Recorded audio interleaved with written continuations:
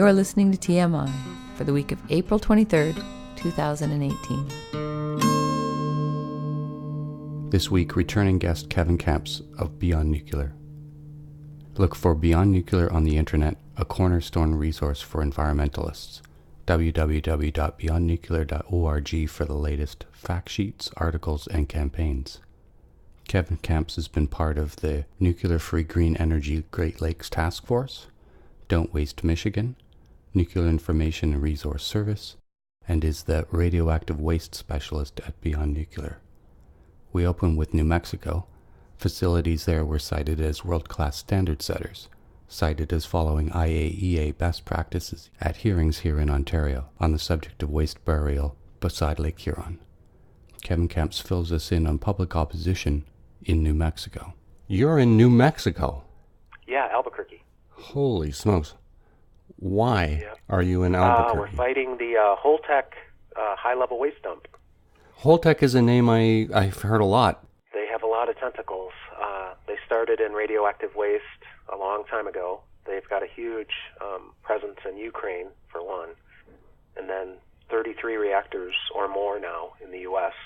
Use their high-level waste storage containers. They also are very involved in pool storage in the U.S. as well. Dry casks is one of the products they make. I think that's... Yeah, and they're completely in charge of this proposal in New Mexico. It's called Holtec ELEA, E-L-E-A, which is Eddie Lee Energies Alliance. Those are the names of the two counties. And this facility would be bigger than Yucca Mountain. It would be 100,000 metric tons or more, and it would be a surface storage, centralized interim storage facility, whereas, Yucca would be underground. And one of our fears is that this facility will be abandoned over time, and that rust will take its course and erosion, and that they'll have huge radioactive releases, How far from Albuquerque is this proposed? Pretty far, hundreds of miles. It's in extreme southeastern New Mexico, very near the Texas border. And incredibly, there's a second one of these parking lot dumps, as I call them, just 38 miles away that's being proposed in Texas. It's called Waste Control Specialists. So if you add it all up, it's twice the amount of waste than currently exists in the U.S. that they have proposed storing down this way. Why are they so... they seem to be for it. There's huge environmental justice ramifications. It's unfortunately a nuclear area already. There's a uranium enrichment facility. There's the waste isolation pilot plant, which is military plutonium disposal. There's a national low-level so-called radioactive waste dump. And that's just down there in the southeast corner of New Mexico. So there's a lot of history. Oppenheimer chose Los Alamos near Santa Fe for his Manhattan Project headquarters. So the nuclear industry has had their claws in this place for, 75 years, more than that. So those installations you just named, how far away from each other are they? Like, is it a localized region? You said some of them were in Texas and some of them in New Mexico. The Texas is right across the New Mexico state line. It's Right. Immediately upon the state line. So the uranium enrichment and the waste control specialist dump are connected because the depleted uranium from the uranium enrichment is dumped at the Texas facility, and they're only a couple miles across the desert from each other. And the Texas dump has expanded now to take low-level radioactive waste of all categories from across the United States, and now they also want to go into irradiated nuclear fuel. So it's a nuclear corridor, so to speak. You've got Amarillo, Texas, with the plutonium cores of atomic bombs. They're sitting on a huge stockpile of that kind of material, and it stretches all the way up into northern New Mexico, where you've got Los Alamos, you've got Sandia Nuclear Laboratory in Albuquerque itself. So this part of the country is very hard hit by both the military side of the atom, and ever more so now the so-called peaceful atom is showing up here in waste form. When they first proposed these facilities, you said they've now expanded to include more wastes.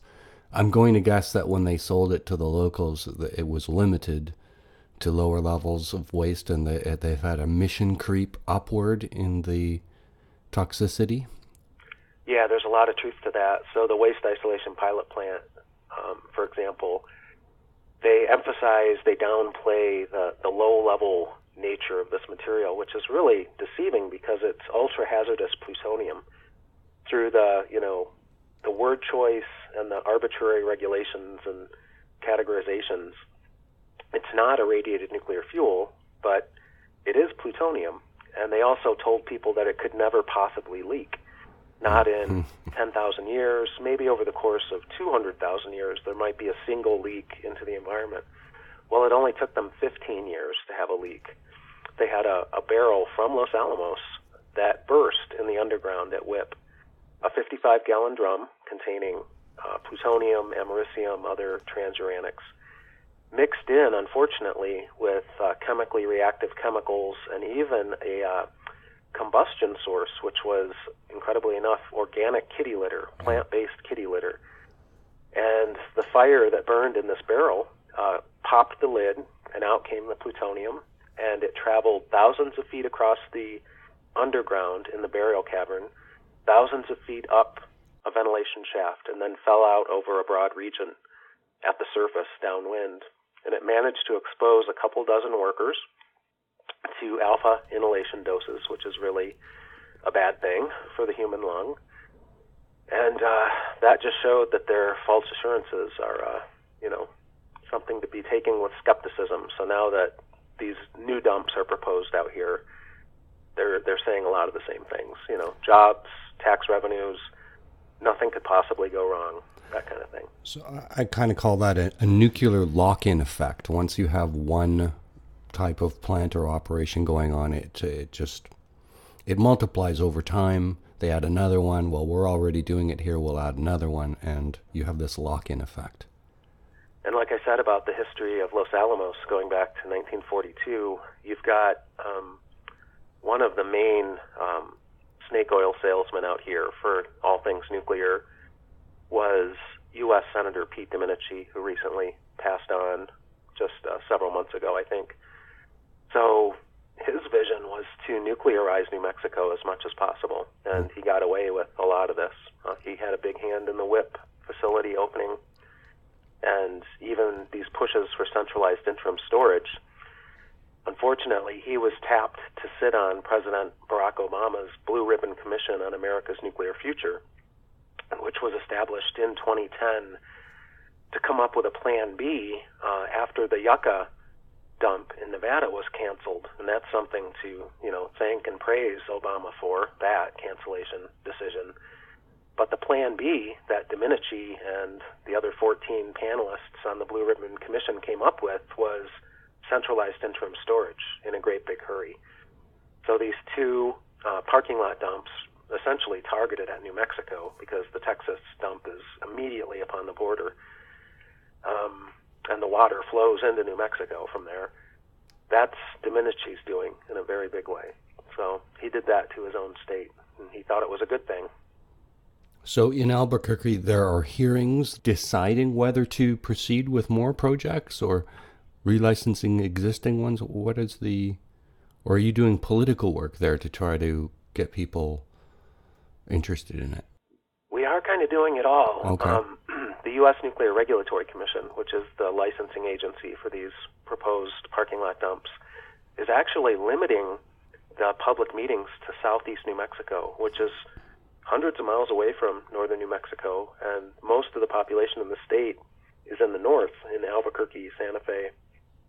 So the rural, sparsely populated southeast, which is a heavily impacted fossil fuel area, the Permian Basin, so you've got oil extraction, you've got natural gas fracking, you've got those nuclear industries I mentioned before.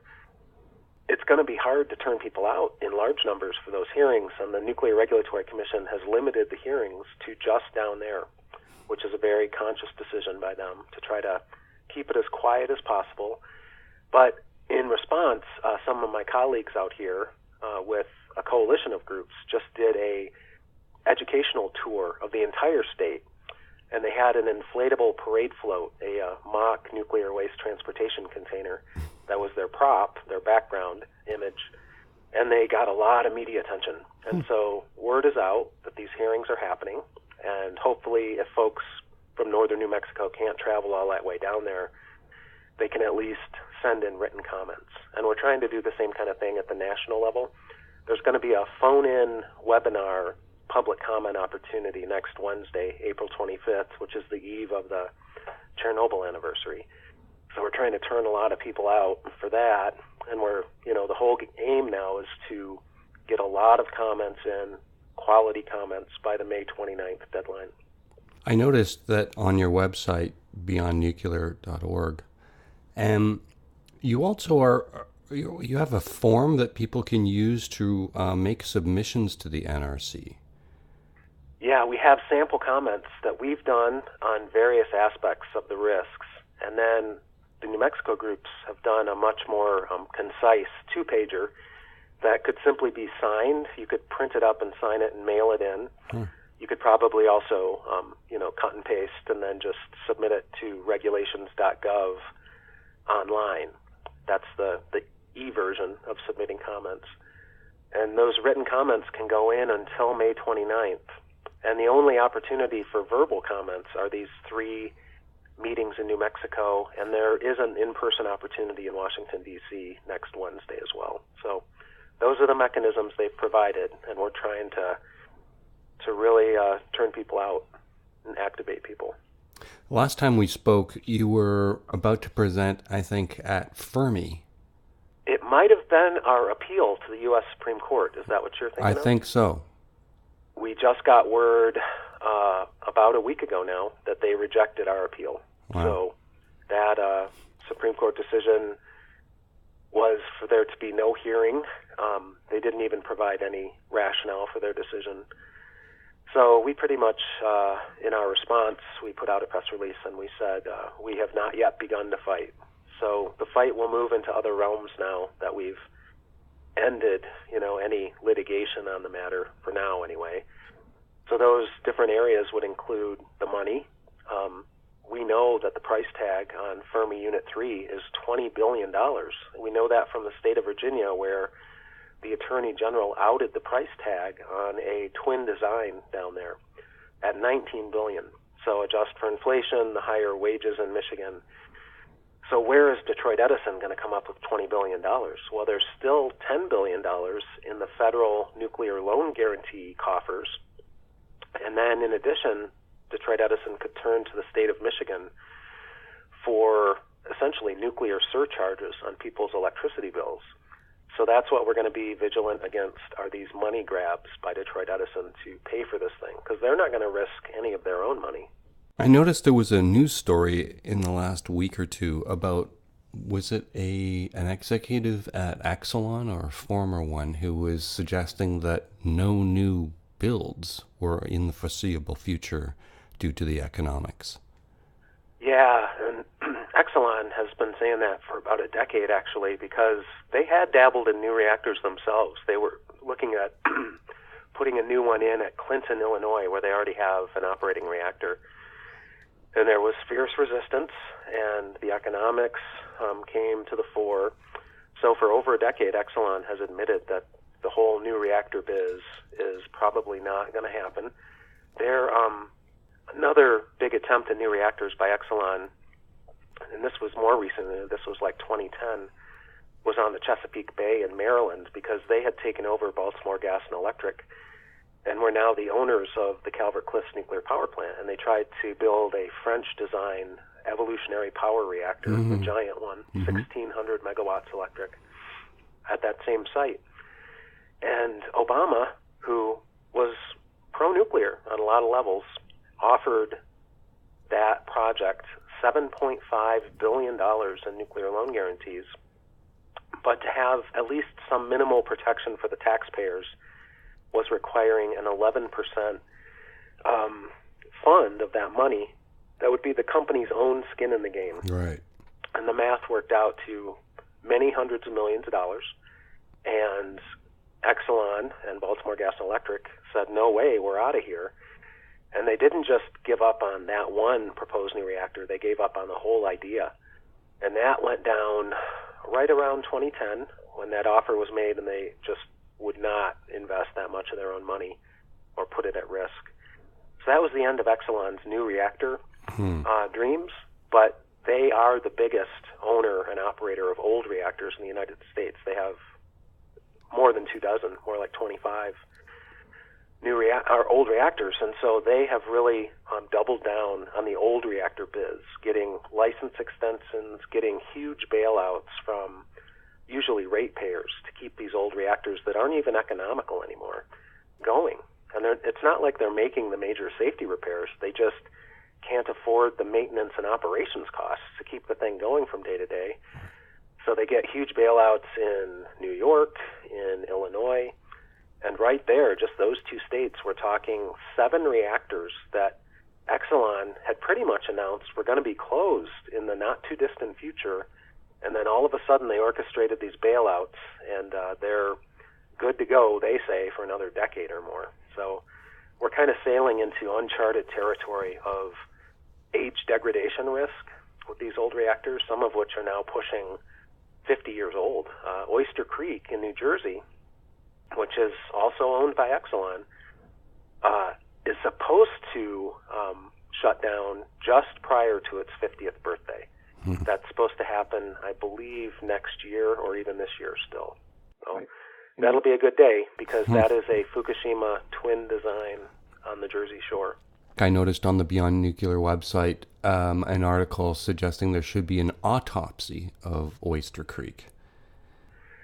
Yeah, we, both Nuclear Information and Resource Service and Beyond Nuclear, have challenged, along with the local groups up there near Oyster Creek, how degraded that reactor is. We have plenty of documentation that the containment structure is half of what it's supposed to be because of corrosion over the decades. And we saw what happened at Fukushima, that the containments were too small and too weak to contain the meltdowns, and so catastrophic amounts of ionizing radioactivity got out. So at Oyster Creek, the containment is only half of what it was supposed to be when it was new. So to understand that corrosion phenomenon better, for one thing, right, as well as corrosion of the reactor pressure vessel itself there, that's the kind of autopsy that should be done. But the Nuclear Regulatory Commission and the industry really don't want that kind of information to get out because it raises huge implications and questions for the still operating reactors.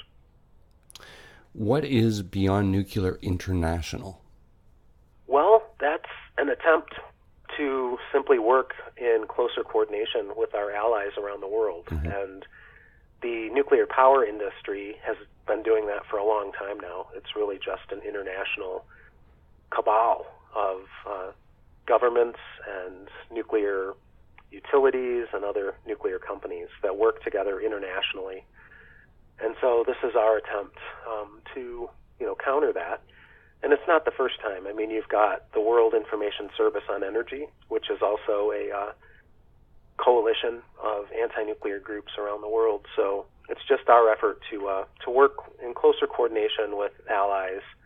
I mean, even some of what we've talked about already, you can see that when a French reactor is targeted at the United States, or, the Fermi Unit 3 is actually a Japanese company. It is a General Electric Hitachi economic simplified boiling water reactor because Hitachi of Japan took over General Electric Nuclear, I think it was in 2006. So, and after Fukushima, we tried to apply lessons learned from Fukushima here in the U.S., but it really fell flat because the Nuclear Regulatory Commission is a captured agency. But we got so many insights from our Japanese allies who'd been dealing with these problems for a long time themselves, and vice versa. We were able to inform them of things about General Electric boiling water reactors that they hadn't learned of yet. So that international collaboration is essential to what we do. Yeah, it's interesting how you point out how spread across the world these organizations are. I'm just sort of reminded, my last couple episodes were about a formerly owned by GE Hitachi pellet manufacturing facility located in the heart of Canada's largest city. And it was sold to BWXT, which is really just code for Babcock and Wilcox, which is an American corporation. So they just fan out in every direction, these corporations. What is with Babcock and Wilcox? It bankrupted, but isn't it? It's the company that pours the concrete for most of these U.S. plants. It's a big operator, is it not, in terms of building? Well, actually, at one time, it was a major reactor vendor, and they had their own design of pressurized water reactor, the most infamous of which was 3 Mile Island Unit 2, which had the 50% meltdown March 28th of 1979, so we just observed another anniversary commemoration. Mm-hmm. So Babcock and Wilcox, based in Lynchburg, Virginia, they were deeply implicated in what happened there. And there was a precursor incident at Davis-Besse, Ohio, a twin design, 18 months before 3 Mile Island had the meltdown. So we were lucky not to have two of those. Incredibly, the news of what happened in Ohio 18 months earlier never got out. That's a part of the secrecy of this industry. They didn't want any such scare to be known by the public, especially. But they didn't even communicate it internally to prevent the next one, and the next one led to a meltdown. And there was an NRC whistleblower, I'm not going to remember his name right now, who tried to get that word out. And he actually had a secret meeting with two of the NRC commissioners. Finally, after great effort and great risk to himself, in terms of his livelihood anyway, he snuck off to Washington, D.C. from, I believe it was the Chicago office, maybe it was the Philadelphia office, and sat down with two of the more liberal commissioners at the time. Peter Bradford was one of them, and told them what the implications of this Davis-Besse incident were. And that meeting took place a week before the 3 Mile Island meltdown. So it was too little, too late. But, no fault to this NRC inspector who was doing his job. Babcock and Wilcox has a lot of skeletons in its closet. And, that facility in downtown Toronto is not very wise, to put it mildly. Yeah, and it's been there for a long time. There's all kinds of horror stories about, opening the doors and dust blowing out and yellow cake coming in sacks and uranium being run down the drain, and they're baking these pellets at 1400 degrees, so all these fumes are going into the air. It's just right next to a giant a major freight corridor where there's been several famous train accidents. Right in the middle of the largest city. It's like, you can't make this stuff up. This is the fodder for a James Bond villain, I think, sometimes. But I'm reminded of the famous Einstein quote from 1946. He was talking about nuclear weapons, but I think it applies just as much to nuclear power. He said, the splitting of the atom has changed everything except for our way of thinking, and thus we drift toward unparalleled catastrophe. So, building a nuclear facility like that in the middle of an urban area. I mean, Toronto and Pickering is another potential nightmare catastrophe. It's one of the worst instances in the world of a large nuclear power plant with, today, 6 still operable reactors, only 20 miles from the Toronto city limits. So they did have a big tritium spill back in, I think it was 1992, into Lake Ontario, that close to the drinking water intakes for the city of Toronto. I mean, I can't remember the figure of how massive this spill was, but it was big. And because it's so close to the city, folks drinking the water, because I don't think they turned the drinking water intakes off, would have been exposed to an elevated tritium dose, at least until it spread out into the lake and still increased the tritium in the lake, just not like that initial few hours or even days after it happened. 20 miles from the Toronto city limits. Pickering is really a great example of siting a plant in an area that had a relatively low population outside its gates, but there's been nothing done to limit population growth right up to its gates. So not only was it close to this giant city, but they've done nothing to limit the population growth around the fences of the plant. So it's all new developments and townhouses and buildings, and a whole city has sprung up right around it. Find us on Twitter at That Archer, our podcast page, tmi.twxnet.com. Rate the show on iTunes. It changes the way the show is listed. Did I hear that you were doing some radio? Yeah, well, I have a weekly slot on Sputnik's Loud and Clear show. They have a studio in D.C. So it's a half hour per week update on just what's going on the nuclear power and the nuclear weapons fronts. How can we promote that and get people listening to that? Yeah, well, they do provide links, so folks could listen to it online afterwards. And I do post all that to our website, beyondnuclear.org, under the Nuclear Power tab. Okay. I have a running weekly post of that. Great. That's great. I really miss Helen Caldicott's weekly show that ran, and she stopped doing it a few years ago. But it's really great having people who know what they're talking about chiming in regularly, giving us updates. How's that working out? So you've just done that sort of recently in the last month, am I wrong? Yeah, it's been about 2 months now, and before that they would have me on a lot, and I think they just decided that since I was on so much, maybe they should just carve out a half hour per week. Well, that's terrific. So we'll make sure to post links to that in our show notes. Great. And one more time, you want to say the name of the show? Yeah, the radio program is called Loud and Clear, and it's hosted by Brian Becker and John Kiriakou, and it's on Radio Sputnik International, which is a Russian media outlet. All right. That's great. And does that go to air, or is that online, or? They are picked up certainly in the Washington, D.C. metro media market, and I think they are picked up elsewhere too. But a lot of folks, further away are getting it through the online link.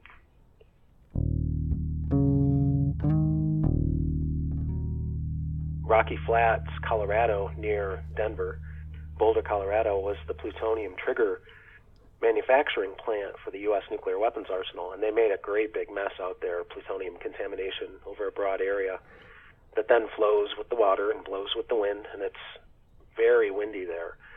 So they're building new housing on portions of that landscape now that all the buildings have been dismantled. They did a very shallow token cleanup effort. There's a lot of plutonium in that landscape, and they're building neighborhoods on it as if what happened a generation ago, which was, significant health damage to the local population from that facility, didn't even happen. So the denial, the short attention span, and that's just one example. It's a way of rewriting history in a way. Like, it changes the narrative. It goes from being, an area that's, an event happened or contamination. And then when you go and build, houses and put up swings for kids and stuff, it does rewrite history in a way, psychologically, don't you think? Yeah, human memory is so short, yeah, especially in the modern day, but the plutonium isn't going anywhere. It is going somewhere. It's blowing with the wind, it's flowing with the water. And well, I two things. One, I do one day want to do a show on TMI, 3 Mile Island. I know you know a lot about that. And I am also interested in, because my theory, I was surprised, because I was reading today that this BWXT spun off from Babcock and Wilcox after a big bankruptcy. And this I was surprised to read, because it was always my assumption that, you have to look really close to see who's making the money in this nuclear, because it's the public or the ratepayer that always ends up bailing them out or paying the price. But I thought that there were certain entities that, it was a no-lose situation, whether it was guaranteed loans or limited liability, or that once it's billed, they're hands-off. So I was surprised to see that Babcock and Wilcox bankrupted. I thought the builders were the only people actually making money. And the other thing is about Babcock and Wilcox.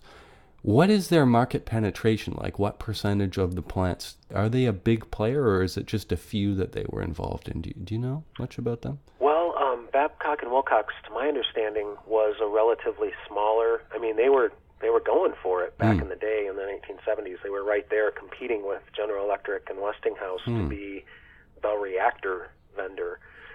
But because of 3 Mile Island, especially, they really faded from that scene. And but they're still active, as you said, not only on the nuclear power side of things, but also on the nuclear weapons side of things. Wow. So they're still out there.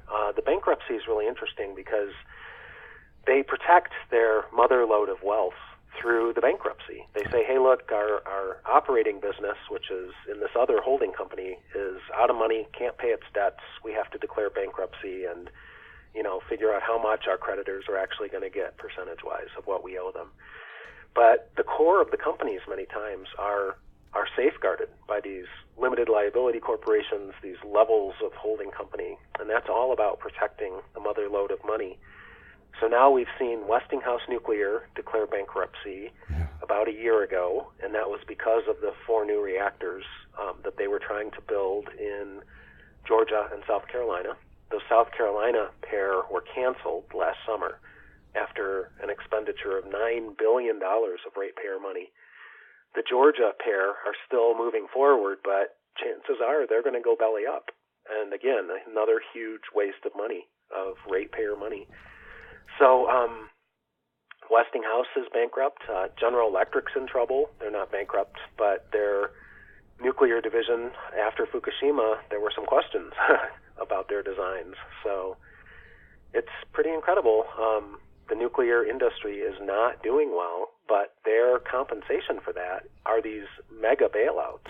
So they've been very successful lobbyists. There was a scandal in recent weeks, an Exelon lobbyist speaking at a private function, but his PowerPoint was gotten hold of by the media, where he was bragging about the return on investment. If you invest in our lobbying efforts, look at how much money you can make. And this was in the context of New York Governor Andrew Cuomo forking over $7.6 billion of electric consumer ratepayer money to prop up 4 old reactors in upstate New York. And that was his example. And I forget the figure, but it was, all you invested in our lobbying efforts was $100 million, and you got $7.6 billion in return for that. So that's how they balance their ledgers. That's how they pay their executives just scandalously high salaries. That's how they have such high returns for their shareholders. So in a sense, the nuclear industry is like this huge wealth redistribution mechanism. This landscape that you paint of cancellations and bankruptcies, it really brings me back to wondering how this Fermi thing is going ahead. I mean, how can the reality be curtains for all these other entities, but they're going full steam at Fermi?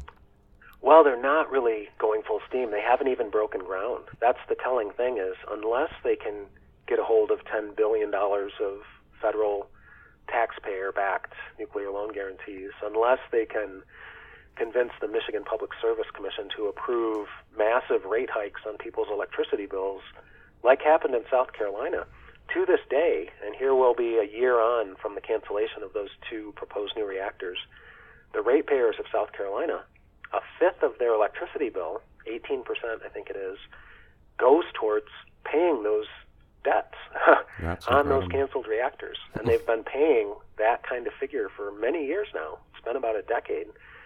So that's what they do. They get a hold of other people's money, the public's money. And if you add it all up, and the Union of Concerned Scientists did a comprehensive nuclear power subsidy report, which ironically enough was published on March 11th of 2011. So it didn't get a lot of attention because that's the day that Fukushima began. And they documented, not tens of billions of dollars in subsidies, but more like hundreds of billions of dollars in subsidies, just, in the U.S. alone.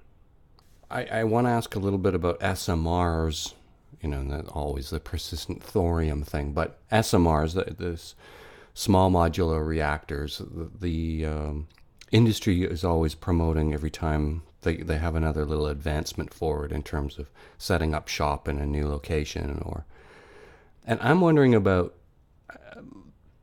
where does the money for that R&D come from? How do you trace that back to ratepayers and taxpayers? Is it just that it's subsidies and grants that keep getting, directed in nuclear's direction? Yeah, the U.S. Department of Energy has a division called the Office of Nuclear Energy, which is explicitly mandated with nuclear power's promotion. Mm-hmm. And in recent years, they forked out like $500 million per year for multiple years to small modular reactor development.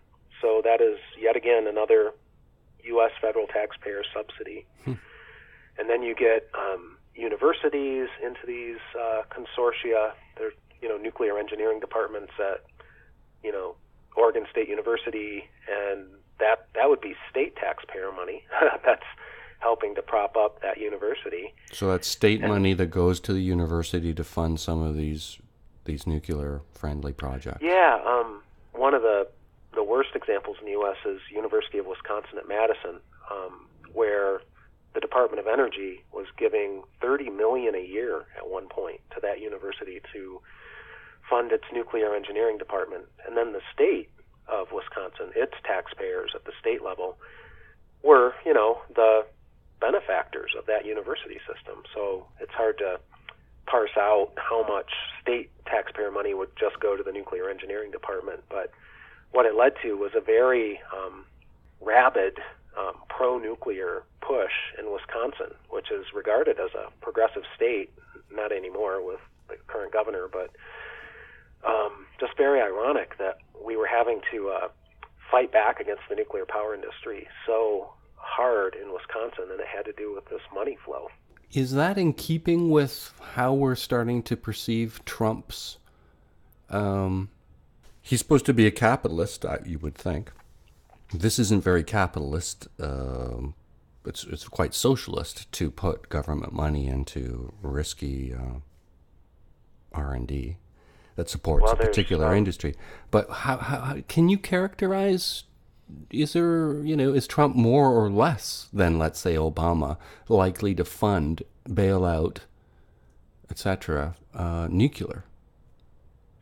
Well, there's a proposal by First Energy Nuclear of Ohio and Pennsylvania for an emergency bailout from the Department of Energy. It's a really audacious money grab. And unfortunately, Rick Perry, the Energy Secretary under Trump, and Trump himself, who had dinner a couple weeks ago with two top First Energy lobbyists, a private dinner, came out of that dinner saying, yeah, we need to look at this emergency petition. If First Energy's proposal were to be embraced by the Trump administration, and so far they are embracing it, they just haven't pulled the trigger, it's a proposal that 80 coal and nuclear plants in the Mid-Atlantic and Midwest, stretching from the Atlantic all the way to Illinois, would receive a massive bailout, probably from federal taxpayers, although it could involve electric consumers too. We're talking a figure of something like $8 billion per year.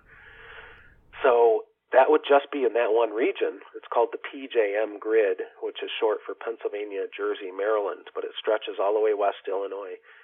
And it's just a really audacious, kind of out-of-nowhere, zany proposal, because it's usually reserved only for natural disasters or wartime emergencies. The only disaster or emergency is First Energy's bad decision-making over the course of years and decades. So if they get away with this, and this is the Trump presidency, which is chaos central, then there probably will be legal actions taken. I know Sierra Club, for one, has said they will take this to court. I hope others might jump in, too, because it's just a stretch of the law. And, what's really ironic and troubling is that Puerto Rico, for many long months now, has been suffering from no electricity.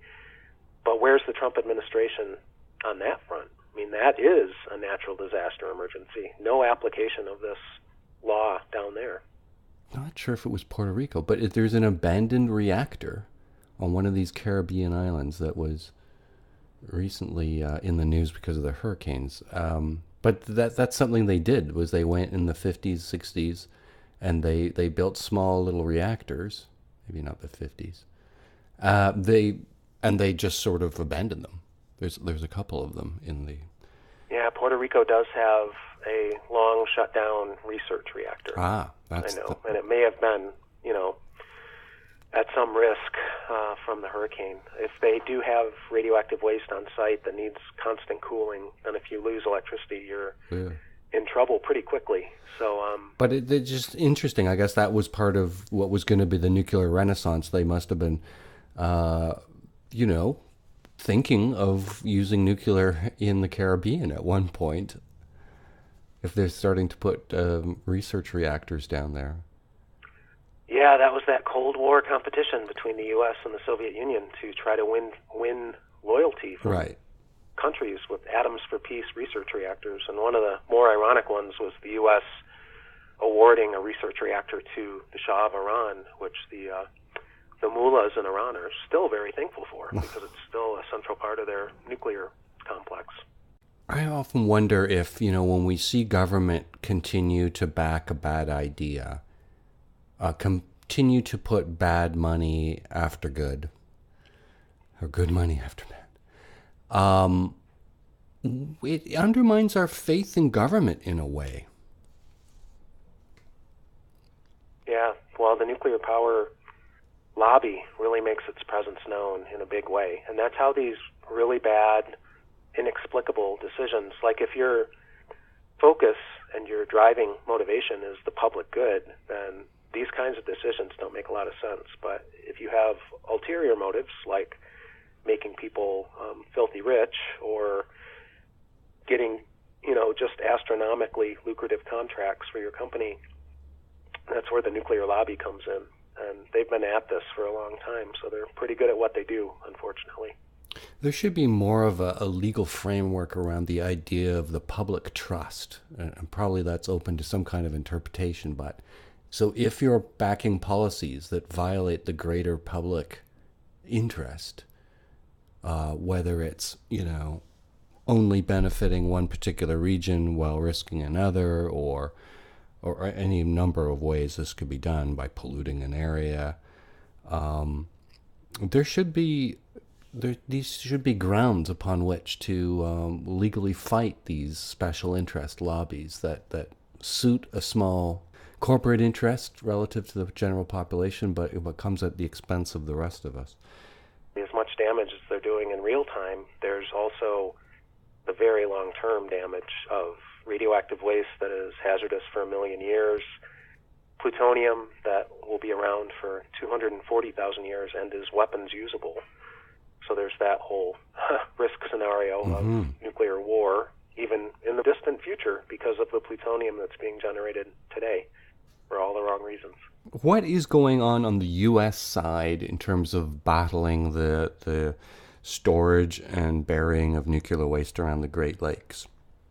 Well, we're waiting for the other shoe to drop. It was a very bad sign that Prime Minister Justin Trudeau kind of declared nuclear power the energy future of Canada recently, in December, I guess it was, because we were hoping that his administration would see the lunacy of dumping radioactive waste on the Great Lakes shore. Yeah. But he's kind of doubled down on his support of companies like Ontario Power Generation, whose idea this is. It looks like we're going to have to fight hard to prevent this. And, being on the American side of the Great Lakes, we've been very fortunate in just the last few years that our members of Congress, like in Michigan but beyond, have finally woken up to this threat. We were voices in the wilderness for a long time because we've been fighting that dump since 2001. And it's only been since about 2013, 2014 that elected officials in Michigan, and it began at a very small level. It was a Sierra Club member named Ed McArdle in southeast Michigan who got his state senator, Senator Hopgood, to take action. And it led to a unanimous bipartisan resolution in the Michigan State Senate against the dump. And that got the ball rolling. And eventually, U.S. senators, U.S. Representatives jumped on the bandwagon. And now you've got all Great Lakes states, bipartisan. You've got about 36 members of Congress who've said this is not right, this has to be stopped. And so we need to build on that because, it's not just the 8 states around the Great Lakes that should care. I mean, this is an international treasure, the Great Lakes, for all sorts of reasons, and we got to protect it. I guess I want to pick a side who's protecting it more and say they should be the stewards of the Great Lakes, because we put these, pencil lines in the middle of the lake and we call it the U.S. side and the American side. But it seems to me somebody should be responsible for protecting it. I mean, if the Canadians don't seem to be willing to, then maybe we have to let the Americans look after the Great Lakes. And vice versa. Sure, if the Americans are screwing up, then the Canadians should make some noise, That's one advantage of this crazy system we live under, drawing imaginary lines through the lakes. Is right. Each country, and don't forget about the very large number of Native American First Nations who also live on the lakes, and it is their drinking water supply. They should have a very strong voice in this matter. It makes me wonder, they protected it for many thousands of years, and now just in the last decades is it being put at risk. Wouldn't it be great if the Canadian Indigenous and the American side Indigenous population, were able to amalgamate a little more and get their message coordinated? Well, through no fault of their own. I mean, they do work, and a lot of these tribes, the Anishinaabeg in the Great Lakes, for example, are one nation. They don't recognize the imaginary dotted line. I did want to ask you about the Price-Anderson Act. Isn't that does that get renewed every now and then? Isn't that? It was renewed in 2005, and it's good to go until 2025. Good. And it's really a vestige of the past. When they first passed it back in 1957, they said for 10 years. So that should have ended in 1967, and here we are in 2018, and it's still the law of the land. The only thing that allows these industries to go forward, because the liability is not theirs, ultimately. It's the American taxpayers. Right. It's a good note to end on. I just want to say thanks again for talking to me again. All right, Dave. Take care. Have a good day. Bye-bye. That was Kevin Kamps of Beyond Nuclear. www.beyondnuclear.org. See our show notes for links and contact info. Kevin Kamps spoke to us by phone from New Mexico. Find us on Twitter @thatarcher. Send us an email, archer@twxnet.com. For guest links and contact info, visit our podcast page, tmi.twxnet.com. Find us on Android and Apple podcast apps. Subscribe and rate the show on iTunes.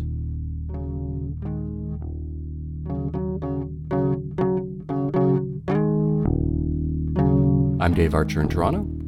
And this is Kevin Kamps in Albuquerque, New Mexico.